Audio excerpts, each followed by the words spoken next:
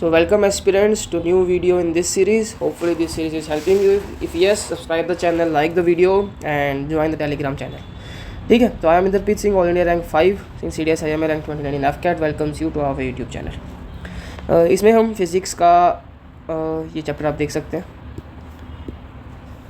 Class 10th chapter 10 the human I and the colourful world. इससे 2 question हो गए।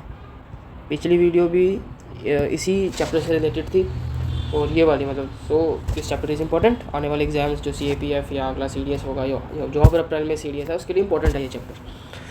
ठीक है, तो इसमें जो क्वेश्चन पूछा गया है हमसे वो प्रेस बायोपिया पे पूछा गया है कि कौन सा इसमें से करेक्ट है। So they can not distinguish the colours, ये गलत है। It usually develops with ageing, ये सही है।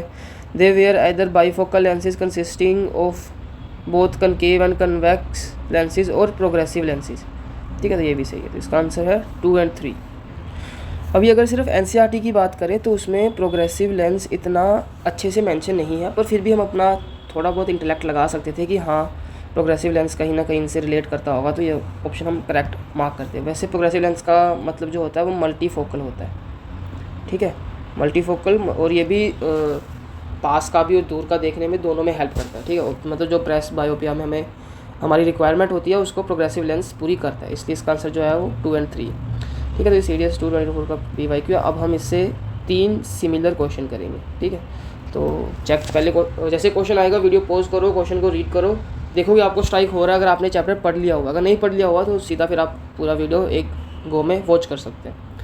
आगे बढ़ते हैं, तो ये अगला क्वेश्चन है। ठीक है, इसे पढ़ो, वीडियो पॉज करो और पढ़ो। People suffering from presbyopia requires bifocal lens, it is made up of concave lens. नहीं, हमें पता बाईफोकल है तो होगा दो से बना हुआ होता है, तो कनकेव नहीं हो सकता। Upper part concave and lower part convex, ये सही है, तो ये भी नहीं हो सकता। और लोअर पार्ट कन्वेक्स, ये भी सही है, तो ये हमारा B है। इसको याद करने की ट्रिक आप ऐसे रखो कि A हमेशा पहले आता है, X बाद में आता है अल्फ़ाबेटिकल सीरीज़ में। तो A से हो जाएगा आपका कॉनकेव और X से हो जाएगा आपका कन्वेक्स। तो इस तरीके का लेंस होता है, ऊपर कनकेव होता है, नीचे कन्वेक्स होता है। ठीक है, तो छोटा सा ट्रिक था याद रखने का। तो ये है NCERT स्क्रीनशॉट, जहाँ पर अभी मैं दोनों चीज़ों के बारे में आपको समझाऊंगा कि कहाँ पे लिखा हुआ है। यहाँ पे लिखा होगा, ये तो एक ये लिखा हुआ एजिंग वाला। ठीक है, कि एजिंग के साथ हो जाता है। और दूसरा क्या था पॉइंट, कि बाईफोकल लेंस यूज़ होता है। ये देखिए, ये bifocal lens, both concave and convex, upper portion concave lens. ठीक है, और लोअर पार्ट कन्वेक्स लेंस। ठीक है, कनकेव हमें हेल्प करता है दूर का देखने के लिए और कन्वेक्स हमें हेल्प करता है नियर का देखने के लिए। अभी हम चलते हैं सेकंड सिमिलर क्वेश्चन। तो ये आ गया second similar question. Elongation of the eye ball causes, जब हमारी आई बॉल जो है वो थोड़ी लॉन्ग हो जाए, ठीक है, बढ़ जाए उसका साइज़ नेचुरल साइज़ से, तो कौन सी बीमारी हो जाती है या कौन सी डिजीज़ हो जाती है, तो वो है हमारी मायोपिया। ठीक है, elongation of the eyeball causes myopia. अभी इसके बारे में भी हम NCERT में पढ़ेंगे।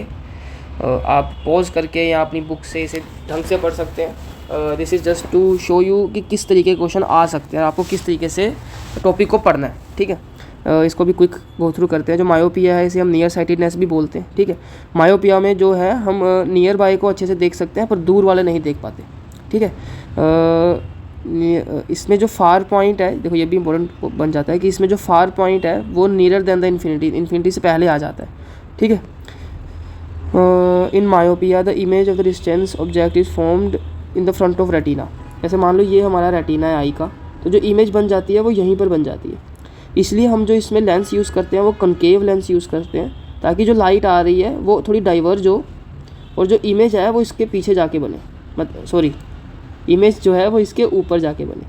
ठीक है, तो यहाँ पे इसलिए जो मायोपिया में है हम कनकेव लेंस का यूज़ करते हैं। डिफेक्ट में अराइज ड्यू टू एक्सेसिव, पहला इसका जो कोज है वो है excessive curvature of the eye lens, तो सेकंड जो है elongation of the eye ball.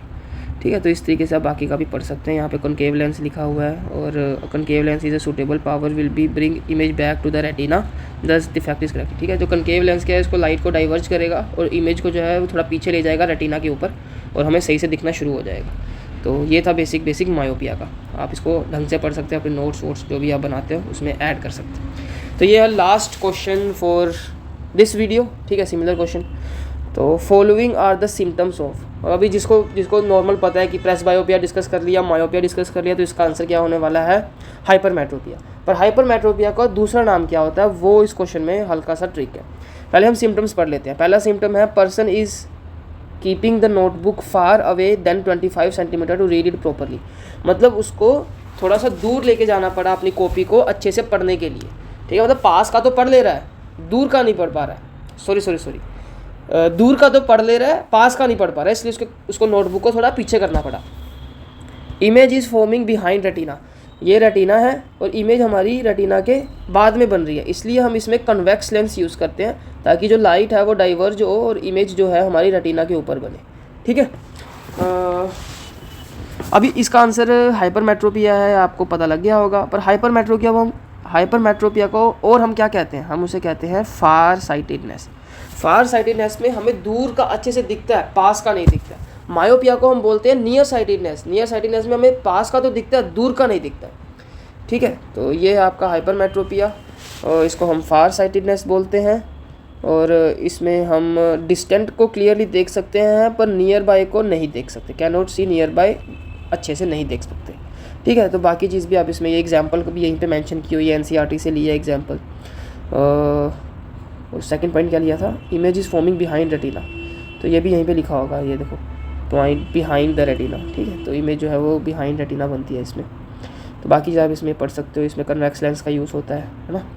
और इसके जो दो कॉजेज़ हैं वो ये आप कॉजेज़ याद रख सकते हो कि focal length of the eye lens is long, जो फोकल लेंथ है आई लेंस की वो बड़ी हो जाती है, ठीक है। और the eye ball has become too small, और आई बॉल जो है वो काफ़ी छोटा हो जाता है।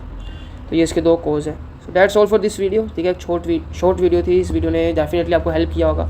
किया हेल्प तो लाइक करो, सब्सक्राइब करो, टेलीग्राम चैनल से जुड़ो, उसमें एसएसबी से रिलेटेड, एग्जाम से रिलेटेड काफ़ी क्वेश्चंस अपलोड होते रहते हैं, कंटेंट अपलोड होता रहता है जो कि आपको हेल्प करेगा आपकी जर्नी में, CDS, CAPF, FCAT और थोड़ा बहुत SSC भी। All the very best, keep working hard. और अगर आप AFSB, जैसे अभी FCAT का रिजल्ट आया और आप AFSB की प्रिपरेशन कर रहे हो तो do join 1-on-1 SSB mentorship. All the very best.